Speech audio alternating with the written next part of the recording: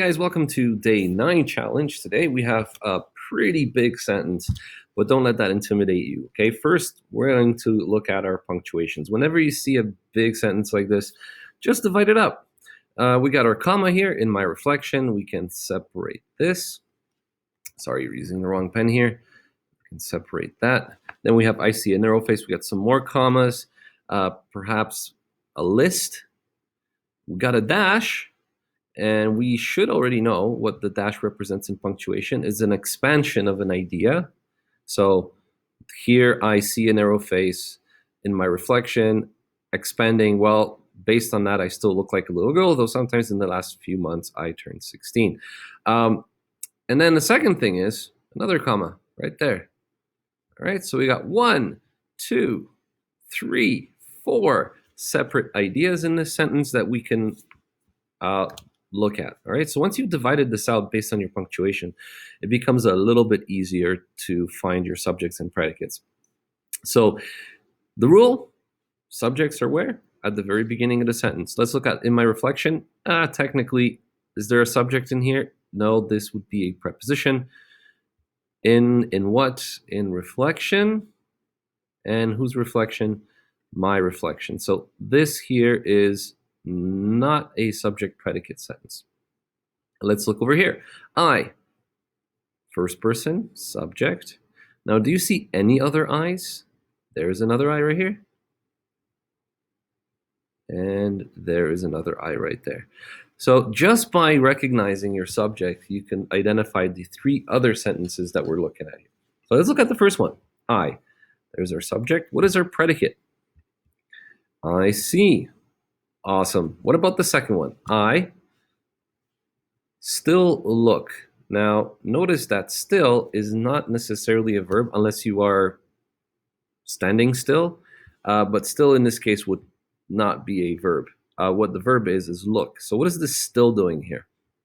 Well, it's describing how you look, which is still, adverb.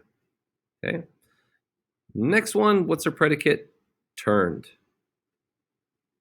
Perfect. So these are the 3 major ideas in the sentence. One idea, I see. Idea number 2, I still look. And idea number 3, I turned. Awesome. So let's take a look at if these verbs take a direct object. So I see. What do you see? Narrow face. Narrow, describing the face, is the adjective. Face is our direct object. I see a face. Narrow face. I still look. Now, looking is another verb of motion, so we technically cannot take a direct object. So what follows look is like. So every case you wondered when you're saying like all the time, you're actually using an adverb. It's called a comparative adverb. And here we have, what do you look like? Okay, you look like, or in this case, I look like, the author, a little girl. So a little girl is describing, or the girl here is describing the subject, which makes this, and I think you guys guessed it right, based on your submissions today, that's a predicate nominative. Awesome. And we got little agreeing with girl, that's her adjective. So that's the second sentence. The third one, I turned. Turned what? You would be tempted to say that this is a direct object, but 16 is usually an adjective. So yeah, numbers like 1, 2, 3, 4, 4 people, 5 people is an adjective, and 16 is describing the subject. Remember that turning is also a type of motion, which does not necessarily take a direct object unless you are turning a knob or turning a page. Okay. But if the subject has turned, in this case, a passive verb, okay, it does not take a direct object. So 16 here is a predicate nominative describing the subject. What about the rest of the words? We have comma, a list. So I see a narrow face, but I also see eyes. There's my other direct object. I also see a nose. Another direct object. Wide, round, long, thin are all adjectives agreeing with those nouns. though sometime in the last few months. So just like over here, we have in my reflection comma. In the last few months, this one is also your preposition. In what? In months. And last few is an adjective agreeing with months. And then we have though, a conjunction, and sometime, an adverb. Okay. So sometime I turned 16. When? Sometime in the last few months. Well, I hope this was helpful going through this big challenge today. And just want to say thank you once again to everybody who's been submitting these challenges.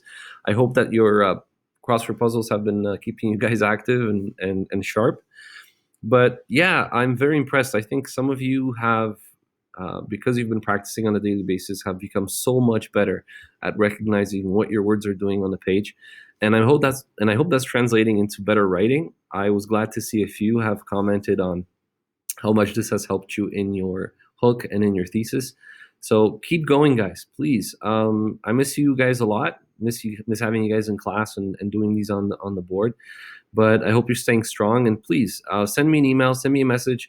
I am available on Google Hangout. I am available on Zoom. If you guys have connections to it, if you want to connect, send me a message. I will send you guys a link. I'm here every day, Monday to Friday in school from 8 o'clock all the way through to 3. So please don't be afraid. Send me a message. We can schedule a time to meet up as a class if you need some direction in your thesis writing.